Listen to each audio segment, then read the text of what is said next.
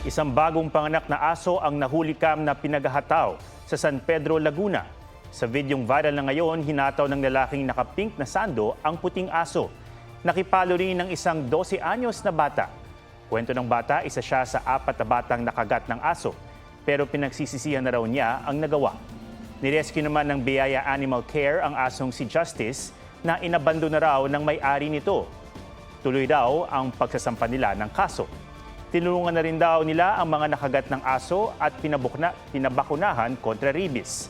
Paalala rin nila kung alam na kapapanganak lang ng aso, mas mainam na wag na itong lapitan.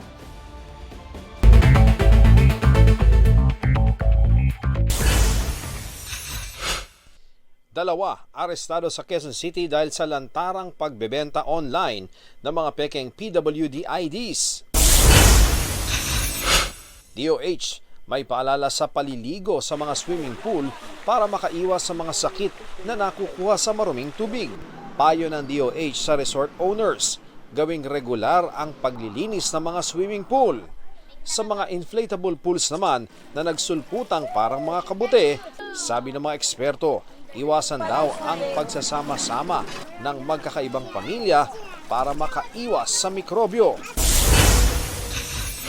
Simula April 15, pasok ng kawani ng mga lokal na pamahalaan sa Metro Manila pinaaga sa 7 a.m. to 4 p.m. mula sa dating 8 a.m. to 5 p.m. para makabawas sa traffic ayon sa Metro Manila Council.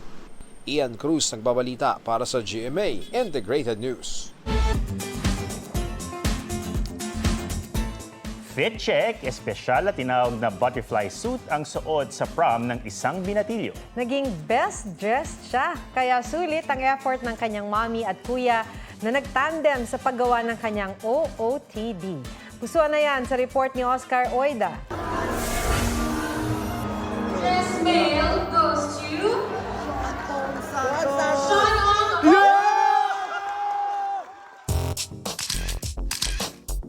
Pak na pak ang suit ni Sean na puro pakpak.